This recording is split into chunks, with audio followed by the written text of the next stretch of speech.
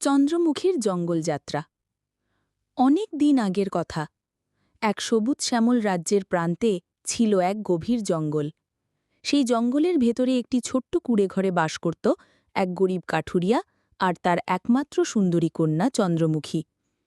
চন্দ্রমুখী যেমন ছিল অপরূপা, তেমনি জ্ঞান আর বুদ্ধিতেও ছিল অনেক এগিয়ে। একদিন সকালবেলা চন্দ্রমুখী, বাবা, অনেক বেলা হয়ে গেছে, আর কত কাজ করবে, খাবে না? আরে মা, হ্যাঁ, খেটেই তো হবে না, খেয়ে কি আর কাজ করা যায়? এই দেখ, কাঠ কেটে ফেলেছি, এখন খেয়ে দে, আবার জঙ্গলে কাঠ কাটতে যাব। ঠিক আছে, তাহলে আর দেরি করো না, ভেতরে এসে খেয়ে নাও। হ্যাঁ, আসছি, তুই ভেতরে গিয়ে সব বেড়ে রাখ, আমি এক্ষুনি আসছি। কাঠুরিয়া নিজের মনে, পাগল মেয়ে একটা, সবসময় বাবার খেয়াল রাখে, মেয়েটা না থাকলে আমার যে কি হতো। মিউজিক। চন্দ্রমুখী বাবাকে খাবার বেড়ে দেয়। কাঠুরিয়া, এই দে মা, তাড়াতাড়ি দে, এক্ষুনি আবার কাট কাটতে যেতে হবে। চন্দ্রমুখী, খেতে বসেও তো তাড়াহুড়ো করছো কেন? একটু আস্তে ধীরে খেতে পারো না? আস্তে ধীরে খেলে চলবে না, দিনের আলো থাকতে কাঠ কেটে ফিরতে হবে, না হলে জঙ্গলের হিংস্র পশুরা রাত্রে একা পেলে আর বাঁচতে দেবে না। প্রতিদিন ওই একই কথা, এখন খাও। খেতে খেতেই কাঠুরিয়া দম নিয়ে বলে ওঠে, মারে, তোর মা মরার পর থেকে তোকেই তো সব সামলাতে হচ্ছে। কিসের কষ্ট? রান্না আর কাপড় চোপড় ধোয়া, এতে কষ্টই বা কি? আসল কষ্ট তো তুমি করো বাবা, সারা দিন কাঠ কেটে বয়ে নিয়ে বিক্রি করো। মেয়েদের বাপের বাড়িতে থাকলে এসব করতে হয় না, এসব শ্বশুর বাড়িতে গিয়ে করতে হয়। এখন যদি তোর বিয়ে দিতে পারি তবেই একটু শান্তি পাই। আমাকে বিয়ে দিয়ে পরের বাড়ি পাঠিয়ে দিলে তোমার কি হবে? তোমাকে কে দেখবে? আর বিয়েটা আমি করব না। তাই বললে কি হয় মা? মেয়েদের তো শ্বশুরবাড়ি যেতেই হয়। খবরদার বাবা, আমার বিয়ের কথা আর কখনো মুখে আনবে না। আমি তোমাকে ছাড়া কোথাও যাব না। ঠিক আছে, ঠিক আছে, আর বলবো না। আমার খাওয়া হয়ে গেছে, এখন যাচ্ছি। ঠিক আছে, তবে দিন থাকতে ফিরে এসো। হ্যাঁ হ্যাঁ, দিন থাকতেই ফিরব। ছিঁড়ি বিপদের জাত। কাঠুরিয়া জঙ্গলে গিয়ে কাঠ কাটতে কাটতে দেখে, এই তো, এখানে একটা মরা গাছ পড়ে আছে, এটা কেটে নিলেই আজকের ঘরের খরচ হবে। মিউজিক। কিন্তু কখন যে বেলা ফুরিয়ে গেছে বুঝতেই পারে না। চারপাশে হিংস্র পশুর ডাক, হঠাৎই সামনে এক বাঘ।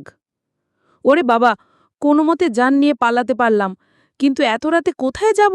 এখন তো পথও চিনতে পারছি না, বাড়ি ফিরব কিভাবে? মেয়েটা একা কত চিন্তা করছে না জানি। হঠাৎ দূরে আলো দেখে, ওই আলো, নিশ্চয়ই মানুষ আছে, সেখানে গেলে হয়তো রাত্রে বাঁচতে পারব। ছিঁড়ি, পরিত্যক্ত প্রাসাদ আর রহস্যময়ী সাধু। চন্দ্রমুখী বাড়িতে। এত রাত হয়ে গেল, বাবা এখনো ফিরল না। হে আল্লাহ, বাবা যেন সুস্থ থাকে। এদিকে কাঠুরিয়া চলে আসে এক রাজপ্রাসাদের সামনে। এই যে, কেউ আছেন? দরজাটা খুলুন, খুব বিপদে আছি। দরজা খোলা পেয়ে ভেতরে যায়। ভেতরে এক বৃদ্ধ সাধু বসে আছেন। কে তুই? বাবা, আমি গরিব কাঠুরিয়া, বনে বাঘের ভয়ে পালিয়ে এখানে আশ্রয় নিয়েছি। ঠিক আছে, থাকতে পারিস, তবে শর্ত আছে, কাল বাড়ি গিয়ে প্রথম যা দেখবি সেটা আমায় দিয়ে দিবি। কাঠুরিয়া নিজের মনে, বাড়িতে গিয়ে কি আর দেখব?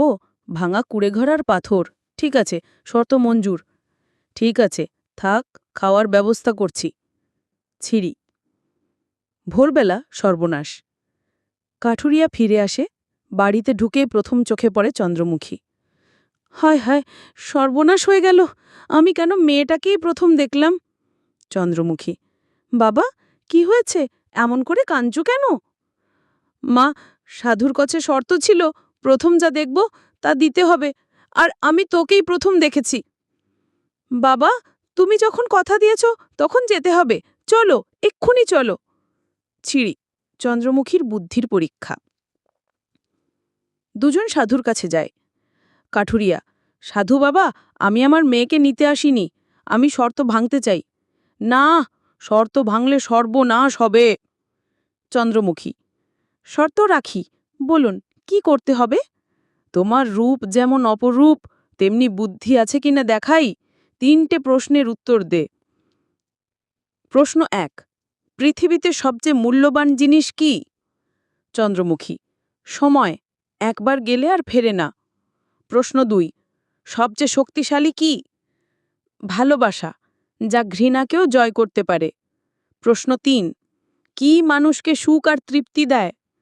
অন্যের মুখে হাসি ফোটানো। মিউজিক। সাধু হেসে উঠে বলে, বাহ, তুই তো প্রমাণ করলি তুই শুধু সুন্দরী নয়, জ্ঞানীও। আমি কোনো সাধু নই, আমি এই রাজ্যের রাজপুত্র।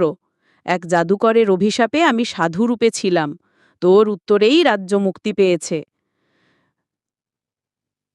রাজপুত্র: চন্দ্রমুখী, তুমি চাইলে আমার রানী হয়ে থাকবে? না না না, আমার মেয়ে সামান্য কাঠুরিয়ার মেয়ে, রাজরানী কিভাবে হবে? তার গুণেই তো আজ রাজ্য বেঁচেছে। ধনী গরিবের ভেদ আমার নেই। আমি চাই চন্দ্রমুখী হোক এই রাজ্যের রানী। কাঠুরিয়া আর কিছু বলতে পারে না। চন্দ্রমুখী রাজপুত্রের হাত ধরে রাজমহলের নতুন রানী হয়। জঙ্গল থেকে রাজপ্রাসাদে চন্দ্রমুখীর নতুন জীবন শুরু হয়।